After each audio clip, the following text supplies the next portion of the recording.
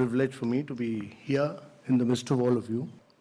Great pleasure because I've been closely associated with all of you in the direct selling industry. My belief always has been that the direct selling industry adds hugely to economic activity.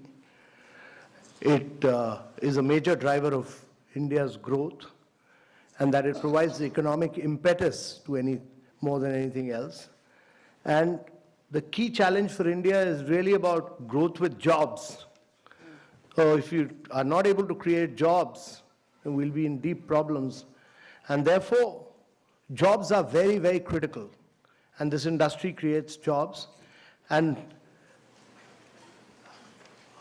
important thing is that we need to create jobs for women.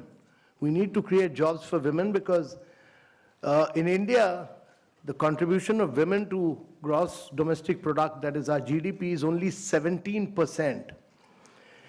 And worldwide average is around 40%. 40%, the gap between India and the rest of the world is enormous. 24% of women in India work, but the contribution is only 17%. And unless and until we don't, as a conscious policy, have gender parity, there is many more women to become economic drivers of growth, it will be very difficult for India to grow. And actually, if we are able to create gender parity, have 40% women working, we'll be adding $700 billion to India's GDP.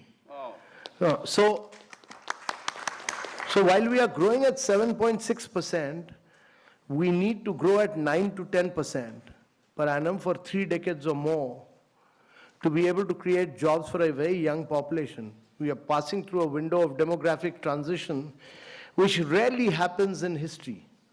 Our population is very young. You know, the biggest social and economic transition that is taking place across the world is the fact that the population in Europe and America is getting older and older. The population in India is getting younger and younger, and it will keep getting younger till 2040. And therefore, if you have to reap this advantage, it can be a huge nightmare as well if you are not able to create jobs. So if you have to create jobs, there are only 2 ways. One is to push manufacturing in a very big way, and the other is to push direct selling.